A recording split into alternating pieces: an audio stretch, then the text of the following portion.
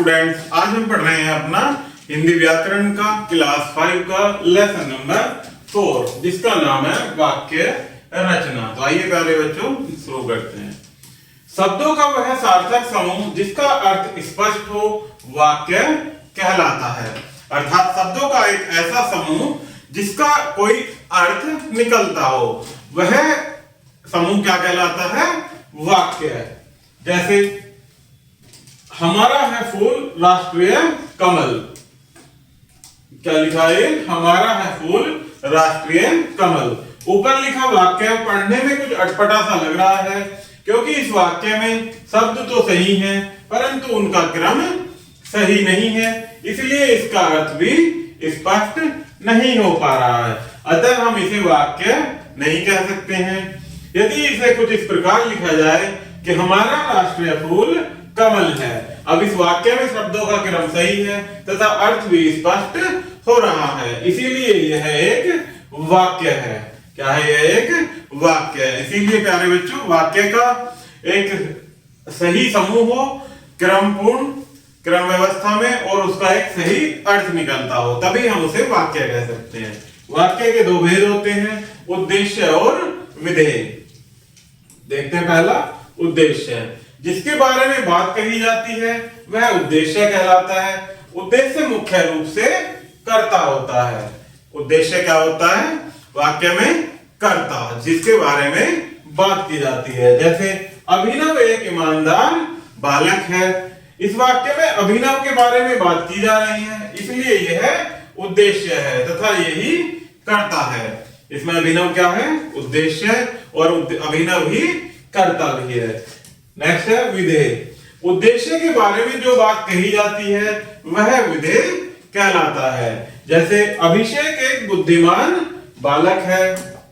अभिषेक एक बुद्धिमान बालक है।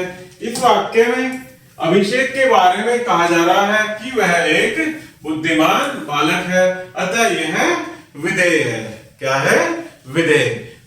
उद्देश्य वो होता है प्यारे बच्चों जिसके बारे में बात की जाती है, या उसे कर्ता भी कह सकते हैं, और बाकी जो होता है उससे अलग जिसके बारे में जो कुछ कहा जा रहा हो वो होता है विधेय। अब देखते हैं उद्देश्य की पहचान। वाक्य में उद्देश्य की पहचान करने के लिए कौन या किसको लगाकर प्रश्न करें। अगर उत्तर मिले तो वह उद्देश्य है। जैसे प्रिया ने कक्षा में कविता पढ़ी। प्रिया ने कक्षा में कविता पढ़ी, तो हमें पहचान कैसे करते हैं? कौन या किसने लगाकर। किसने पढ़ी कविता? प्रिया ने।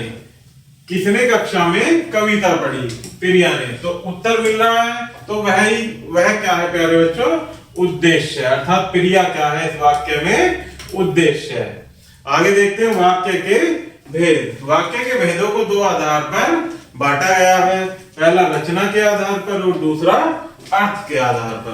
पहला देखते हैं प्यारे बच्चों रचना के आधार पर। रचना के आधार पर वाक्य के तीन भेद होते हैं, जिसमें पहला है सरल वाक्य। जिन वाक्यों में एक उद्देश्य और एक ही विधेय होता है वे सरल वाक्य कहलाते हैं। जैसे मोहन केंद्रीय विद्यालय में पढ़ता है, तो इसमें उद्देश्य क्या है? मोहन, और विधेय क्या है? केंद्रीय विद्यालय में पढ़ता है। इसी प्रकार से संयुक्त वाक्य। जो वाक्य योजक चिन्हों की सहायता से दो वाक्यों को जोड़कर बने हों वे संयुक्त वाक्य कहलाते हैं। जैसे मम्मी चाय बना रही हैं और पापा समाचार पत्र पढ़ रहे हैं, तो यहाँ एक वाक्य क्या है? मम्मी चाय बना रही हैं, और दूसरा वाक्य पापा समाचार पत्र पढ़ रहे हैं। और योजक क्या है प्यारे बच्चों? और जिससे यह वाक्य जुड़ा हुआ है वो क्या कहलाता है? योजक। नेक्स्ट है मिश्र वाक्य। जिन वाक्यों में एक वाक्य प्रधान हो तथा एक या एक से अधिक वाक्य उस पर निर्भर हो वे मिश्र वाक्य कहलाते हैं। जैसे वह कपड़े बहुत सुंदर हैं जो मैंने कल खरीदे थे। यह प्रधान वाक्य क्या है प्यारे बच्चों? वह कपड़े बहुत सुंदर हैं। दूसरा वाक्य है जो मैंने कल खरीदे थे, और यहाँ योजक क्या है? जो। जिससे जुड़े हुए हैं दोनों वाक्य, वो कौन सा चिन्ह है? जो। आश्रित वाक्य प्रधान वाक्य पर निर्भर होते हैं, अतः इन्हें अलग से नहीं बोला जाता। प्रधान वाक्य अपने आप में पूरे होते हैं, अतः इन्हें अलग से बोला जा सकता है। आगे देखते हैं प्यारे बच्चों, अर्थ के आधार पर वाक्य के भेद। अर्थ के आधार पर वाक्य के कितने भेद होते हैं? 8 भेद। जिसमें पहला है विधानवाचक वाक्य। विधानवाचक वाक्यों में किसी व्यक्ति, वस्तु या स्थान के बारे में सामान्य बात कही जाती है, जैसे सविता बाजार जा रही है। नेक्स्ट है विधेय वाक्य।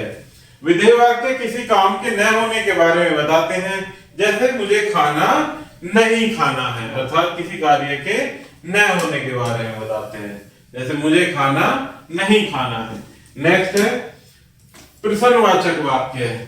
जिन वाक्यों से प्रश्न पूछने का पता चलता है वही क्या होते हैं? प्रश्नवाचक वाक्य। जैसे आप कहाँ रहते हैं, तो ये क्या है? प्रश्न पूछा जा रहा है। नेक्स्ट है आज्ञावाचक वाक्य। जिन वाक्यों से किसी को आज्ञा या आदेश देने के बारे में पता चलता है, जैसे शोर मत करो, अर्थात आज्ञा दी जा रही है कि शोर मत करो, तो क्या है? आज्ञावाचक वाक्य। नेक्स्ट है इच्छावाचक वाक्य। जिन वाक्यों में बोलने वाले की इच्छा के बारे में पता चलता है, जैसे ईश्वर करे तुम सदा खुश रहो, ये उसकी क्या है? इच्छा। तो ये इस प्रकार से कैसा वाक्य हुआ? इच्छावाचक वाक्य। नेक्स्ट है संकेतवाचक वाक्य। जिन वाक्यों में एक क्रिया दूसरी पर आश्रित रहती है, जैसे यदि तुम मेहनत करते तो अवश्य सफल हो जाते, अर्थात यदि वह मेहनत करता तो सफल हो जाता। क्या है ये? एक दूसरे पर आश्रित क्रिया। संदेहवाचक वाक्य। ये वाक्य क्रिया के बारे में संदेह प्रकट करते हैं, जैसे लगता है कोई वहां खड़ा है, अर्थात खड़ा है लेकिन स्पष्ट नहीं है कि है या नहीं, संदेह है, तो एक ऐसा वाक्य है संदेहवाचक। नेक्स्ट है विस्मयादि बोधक वाक्य है। ये वाक्य हर्ष, शोक, घृणा, विस्मय आदि का भाव प्रकट करते हैं, जैसे वाह वह कितना सुंदर बच्चा है। आइए पाठ दोहराएं। शब्दों का वह सार्थक समूह जिसका अर्थ स्पष्ट हो वाक्य कहलाता है। वाक्य के अंग हैं उद्देश्य और विधेय। तो प्यारे बच्चों, इस प्रकार से हमारा ये लेसन यहीं समाप्त होता है। आशा करता हूं कि आपको यह वीडियो जरूर पसंद आई होगी। धन्यवाद।